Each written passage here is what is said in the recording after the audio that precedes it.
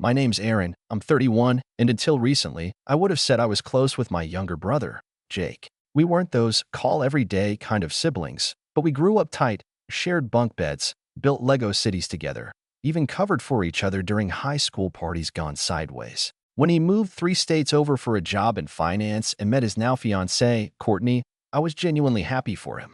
I hadn't met her in person yet, but he'd sent me photos and gushed about her in texts. "She's classy," he'd say. "Sophisticated. She makes me level up, man." I didn't quite know what that meant, but I told him I was proud of him.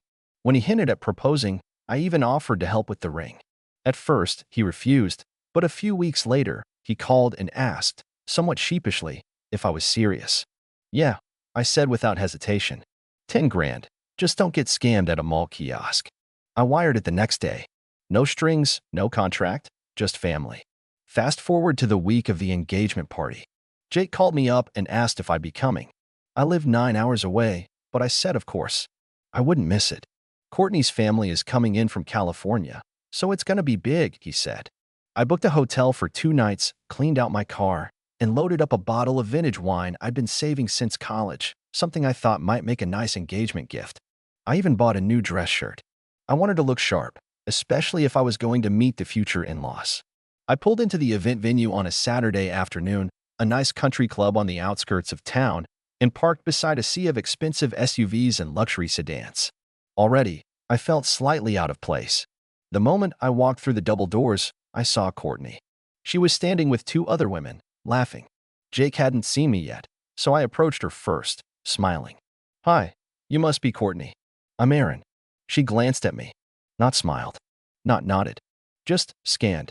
Her eyes flicked from my shoes to my collar like she was trying to find a reason to be unimpressed.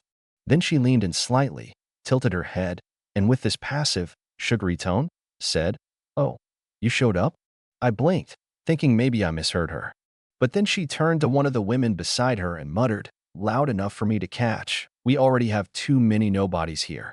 The woman beside her let out a little chuckle like it was an inside joke. I stood there, stunned. I wanted to believe I misinterpreted the tone, or that maybe it was some weird attempt at dry humor, but the disdain on her face was unmistakable. She didn't introduce me to anyone, didn't call Jake over, just turned slightly, signaling the conversation was over. That's when I realized this wasn't a misunderstanding. This was intentional. Dismissal, with a smile. And I wasn't about to stand there like a decorative coat rack, hoping someone would acknowledge I'd driven 600 miles to be treated like a nobody. I looked around the room. It was packed. Waiters floated by with champagne. Laughter echoed from polished corners of the space. Somewhere in the back, I spotted Jake, my brother, talking to what looked like her dad and a man in a gray blazer. For a split second, I thought about pushing through the crowd, finding him, telling him what she said. But then another thought hit me. If this is how she acted before marriage, when things are supposed to be polite and welcoming, how is she going to treat the rest of the family afterward? And more importantly, how did Jake not see this? I stepped outside. The sun was already beginning to dip, casting a soft glow over the parking lot. I sat in my car for a full 5 minutes, letting the heat soak into the seats, my fingers still wrapped around the wine bottle I never got to hand over. My phone buzzed, 2 texts from Jake. "Where are you?" Followed by, "Courtney said she saw you. Everything okay?" I didn't respond. Instead, I opened my banking app. The transfer I'd made for the ring, it hadn't been that long ago. And because I'd sent it via Zelle through my business account, and the funds hadn't fully settled into his yet due to a flagged transaction note, I still had a narrow window. I pressed reverse transaction. It pinged for a moment, then confirmed. My chest felt weird. Not triumphant, not guilty. Just solid. Like I was putting a brick back into place that had been loosened. I stared at the confirmation screen for another few seconds, then blocked both their numbers. The wine bottle stayed in the passenger seat. And as I pulled out of the lot, I glanced once in the rearview mirror at the glowing venue behind me, full of people who apparently did belong. That night, back at my hotel, I ordered a burger, sat on the bed, and posted one single screenshot to Instagram. The reverse transaction. 10 grand. Gone. Caption simply, "Congrats to the happy couple. Hope entitlement pays better than I did." The next morning, my phone stayed quiet. No buzzing, no calls, no texts. It was like the world had collectively inhaled and decided to hold its breath. I checked my socials once. My post had already gathered a few subtle likes from cousins and old friends who, I suspected, knew exactly what it meant without needing an explanation. No one commented. Not publicly. But my DMs? Those started lighting up by noon. First was my cousin Lexi. Wait, was that real? Then my aunt, who always said Jake was too quick to fall in love. I had a feeling about her. And then a message from my old friend Malik, who had been at Jake's graduation years ago. Man, that's cold. You good? But not a word from Jake. I checked WhatsApp. He hadn't even opened the last message I'd sent him 3 days prior about road conditions on the way up. Still unread. Still gray. I could imagine the situation unfolding in real time. Courtney scrolling, seeing the post, realizing what it meant. Jake standing behind her, maybe at first confused, maybe thinking it was some sort of joke. Then realizing the money, the actual $10,000, was no longer theirs. That this wasn't symbolic. It was real. That night, I got an unexpected call from a number I didn't recognize. I let it go to voicemail, then listened. It was Jake. His voice was tight, stressed. Aaron, listen, I don't know what happened yesterday. I'm trying to understand why you left without saying anything. Courtney said you were rude? I don't know, man. She said you made a scene. I didn't see anything myself. I was talking to her dad. But now this post? The transfer? Bro, this is really not cool. Can we talk?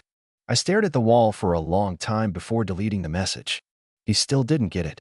I hadn't made a scene. I hadn't raised my voice, hadn't even caused a ripple in their perfectly curated social spectacle. But to Courtney, my silence was the problem. She wanted to look down and have me stay there. Instead, I walked away. That didn't fit the narrative she'd crafted in her head, and now she was scrambling to rewrite it. And Jake? Jake was stuck trying to keep up, still spinning plates for someone who didn't see people, only utility. The next message came not from Jake, but from his fiancée. And this time, she didn't bother with fake pleasantries. Hey Aaron, not sure what the point of that post was, but it's incredibly childish and inappropriate. Jake is devastated. We had family flying in, vendors, everything. This was supposed to be a joyful day. Your little stunt made people ask questions. I don't know what you thought you were proving, but congratulations, I guess. You embarrassed yourself more than anyone. Hope it was worth it. That one, I screenshotted. For myself. As a reminder of how people show you who they are when they think you owe them something. I didn't reply. Instead, I turned off my phone for the day and drove to a nearby state park. Walked a trail I found by accident.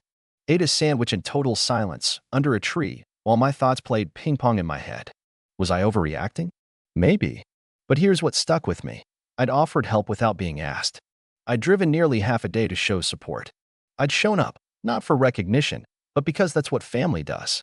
And the second I no longer served a role in her vision of the perfect celebration, I was dismissed like background noise. Not even with malice, worse, with indifference. 2 days later, things escalated. I came home to a letter in the mail. An actual printed letter, postmarked from Jake and Courtney's address. Inside was a carefully worded but icy message that read like it had been proofread by 3 different lawyers and 1 wedding planner. It started with, "We regret that tensions have escalated between us in a way that overshadowed what should have been a celebration of love and family." Then it moved to, "While we understand that emotions were high, your decision to revoke your generous contribution has created complications we're now left to resolve." And finally, "We kindly ask that you consider rescinding the funds as previously agreed. If not, we may have to explore other avenues to ensure commitments are honored." I laughed, not because it was funny, but because they thought they could guilt me into paying for the privilege of being insulted. That last line, especially "explore other avenues," sounded like a threat wrapped in wedding lace. So I made a decision. If this was about optics, then I'd give them optics. I opened my laptop, pulled up a fresh post, and started writing. Not petty, not angry, just facts. I laid it out, that I gifted the ring money without condition, showed up with joy in my heart, was dismissed to my face like an uninvited ghost, and quietly removed myself. That I hadn't wanted drama, hadn't posted names, but they had pushed me to the point where now I felt no obligation to remain silent. I even included Courtney's text, no names, again, just screenshots with the names blacked out. The words spoke for themselves. I hit post. It went viral in hours. But that's where things really started to unravel. By the time I woke up the next morning, the post had over 11,000 likes and nearly 2,000 comments. I hadn't expected that. I figured maybe some mild traction, Some Reddit-level justice for a messy sibling story. But this was wildfire. People dissected every line, praised the quiet walkout as classy, analyzed Courtney's text like it was a villain monologue, and most of all, flooded the thread with their own stories of being treated like outsiders by people who were supposed to be family. And that's when the DMs started again. But this time, it wasn't from family. It was from strangers. One message read, "Please tell me you didn't send the money again. You handled it like a boss." Another, "Bro, I got disinvited from my sister's wedding after I paid for her cake. I wish I had done what you did." People were invested. But the ones that really got to me were from other siblings, people who were always the helper, the fixer, the one who paid for dinner and never got a thank you. I didn't realize how many errands were out there until the internet showed me. But not everyone was on my side. My mom called that afternoon. I ignored it. She called again. Then came the voicemail. "Aaron, what is going on? Your brother just called me in tears. Courtney is humiliated. Her parents saw whatever it is you posted. I don't know what she said to you, but this has gone too far. It's public now. You need to fix this. We are a family. We are a family." That line hit me harder than I expected. Not because it was true, but because I had always believed in it, even when no one else seemed to live by it. I called her back. "Hey, Mom. Aaron. Thank God. Listen." "No," I interrupted. "You listen. Did Jake tell you what she said to me when I walked in?" She went quiet. I showed up. I brought a gift. I smiled. And she looked me up and down and said they already had too many nobodies there. "You think I made that up?" More silence. Then, her voice, softer now. "She may have mentioned something about a misunderstanding. There was no misunderstanding, Mom. She meant it. And you know what? It's fine. She can think whatever she wants. But I'm not paying for people who treat me like lint on their designer blazer." Her tone hardened again. "You didn't have to embarrass them." "No, Mom. They embarrassed themselves." I just held up a mirror. And with that, I hung up. I don't think I'd ever done that before. Hanging up on my mom wasn't something I thought I was even capable of doing. But something had cracked open in me. Not in a dramatic way. Just a slow, steady realization that I'd spent my entire life trying to earn scraps of approval from people who wouldn't even save me a seat at the table. Literally. Over the next couple days, Jake finally responded to the growing online firestorm. His first attempt was a vague Instagram story with some generic quote about family always finding a way back to each other. That got ratioed in the comments section by people linking my original post. Then Courtney posted a staged black and white photo of the two of them holding hands with a caption that read, "Sometimes the people you think are in your corner are only there to keep you in your place." That one? Oh, it backfired. Hard. Her comments were flooded. "Girl, he paid for your ring. Imagine insulting the wallet and still expecting to keep the gift.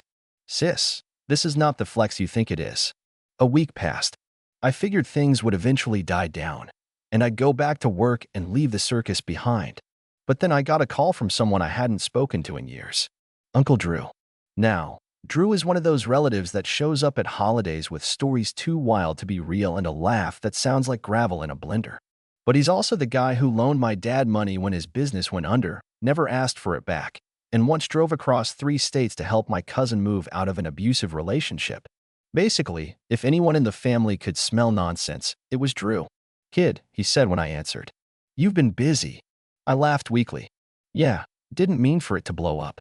"Don't apologize," he said. "You handled that better than most would have. But listen, something's coming. You should be ready." "What do you mean?" "Let's just say Courtney's folks don't like the bad press. Her dad's got connections. He's worried about how this makes them look. Word is, they're trying to dig into you." I sat up straighter. What does that even mean? I'm not famous. I'm not rich. I'm not. They don't care. They're used to power working for them. They think if they can discredit you, maybe they can rewrite the story, make you look unstable, bitter, that sort of thing. I figured you should know. I thanked him, hung up, and sat in total silence. Discredit me? For what? For refusing to fund my own humiliation? That night, I started locking everything down. Set my social profiles to private. Changed passwords. Double-checked my financial accounts. Because even if it sounded paranoid, I wasn't going to be the guy who shrugged it off and then got blindsided. Then, just when I thought the worst of it had passed, I got an envelope in the mail. Plain white. No return address. Inside? A printed screenshot of my Instagram post and a typed message. "This isn't over. Some things are bigger than you. Choose wisely. I stared at that typed message for a long time. The paper was thick, high quality. The kind used for resumes or courtroom letters. No handwriting, no return address. Just that line, centered and ominous. This isn't over. Some things are bigger than you. Choose wisely. It felt like the kind of vague, arrogant warning someone gives when they think intimidation works better than logic. And honestly, for a second, it did shake me. The fact that someone had taken the time to print a screenshot and physically mail it felt so theatrical, so specific, that I realized this wasn't just someone venting their frustration. This was a warning shot. I knew immediately where it had come from. Courtney's father, Rick, was a former district manager for some Fortune 500 company. I'd only ever seen him in photos, all of which looked like LinkedIn profile pictures with just a little too much smugness behind the smile. Jake had mentioned once that Rick ran his family like a business, and I finally understood what that meant. Control, image, leverage. Everything had to serve a narrative. And when it didn't, Rick found a way to spin it or crush it. This was spin. I didn't respond. I didn't tell Jake. I didn't post anything. Instead, I lawyered up. I had a friend from college named Serena who'd become a civil litigator. Brilliant, sharp as a tack, and someone who'd been by my side when I was broke, anxious, and starting out in the real world. I called her up and explained everything start to finish. She didn't even hesitate. "You need to get ahead of this," she said. "Because if they're willing to go this far over a social media post and 10 grand, they're trying to make you their cautionary tale. You embarrass them in a space they thought they controlled. They'll want to reestablish dominance." The next day, Serena filed a preemptive cease and desist letter. It wasn't aggressive, just formal and clear. It laid out the facts. I had every right to reverse the transaction given it was a gift and the transfer had not completed. I had not named names in my post. I had not violated any laws or engaged in slander. However, if attempts were made to harass or intimidate me, legal recourse would follow. We mailed a copy to Jake and Courtney's address, then one to Rick's home and his work address. Then, for good measure, Serena posted a redacted version of the letter to her professional page with a caption that simply said, "A reminder that threats don't always land quietly." And like dominoes, everything began to fall. I didn't hear from Jake directly, but my cousin Lexi did. She messaged me saying Jake had lost it after the letter arrived. Apparently, Rick had promised to clean up the situation, and now it was turning into a PR mess. Courtney's father had connections, sure, but not enough to bully a documented legal case into disappearing. They couldn't claim defamation without specifics. They couldn't touch me financially. And trying to paint me as a problematic sibling only backfired once people started asking why their golden boy needed my money to propose in the first place. 2 weeks later, another envelope arrived. This one had handwriting. Jake's. Inside was a card, the kind you'd find at a gas station last minute. It said, "Sorry," in gold letters, and nothing else. But inside, Jake had written, "I messed up. I know. I should have said something when she talked to you like that. I was scared. I still am. But this has spiraled, and I think you were the only one brave enough to walk away. I'm sorry. You didn't deserve any of this. I don't expect you to forgive me. I just didn't want to stay silent anymore." It wasn't much, but it was something. I sat with the card in my lap, wondering if I should reply, wondering if I wanted to. I thought about all the times I'd covered for Jake, supported him, made excuses for him when our parents praised his achievements and glanced over mine. I thought about the long car ride I'd taken, the wine bottle I never gave, the look on Courtney's face like I was some stray animal that had wandered into her polished party. And then I thought about that smile I gave her. The one I gave before I reversed the payment, before I blocked them, before I walked out. I'd never felt more calm in my life. So I didn't respond. Instead, I packed up the card with the letter and the envelope and tucked them into a folder. Not out of spite, but as proof. Proof that sometimes the people closest to you won't defend you. Sometimes they'll sit back and let others humiliate you, just to keep the peace. And when you finally stand up for yourself, you become the villain in their story. Let them write their story. I was writing mine too. I donated the $10,000 to a scholarship fund for first-gen college students from low-income backgrounds. I sent it in Jake's name. Quietly. No announcement. No receipts. Just a note that said, "To someone who deserves a future full of yes. Use it well." A week later, the engagement party video went private. Courtney's social media vanished. Jake's account became a blank profile photo. Mutual friends stopped asking questions. The world moved on. And so did I. I started traveling again, small trips at first. Places I'd always wanted to visit but kept putting off. I stopped trying to prove myself to people who only saw me as a backup plan. I started writing more, reconnecting with people who made me feel like I mattered, not like a budget line. The last message I got from Jake was months later. Just a text, "They're calling off the wedding." I stared at it for a long time, wondering what reaction he wanted from me. Sympathy? Relief? A high five? Maybe none of that. Maybe just acknowledgement. But I didn't reply. Not out of anger. I just didn't need to. Because for once, the silence wasn't mine to explain. The silence was his. And it was long overdue. As for me, I'm good. I didn't lose a brother. I just stopped pretending I still had one. And truthfully, that's the most peaceful ending I could ask for.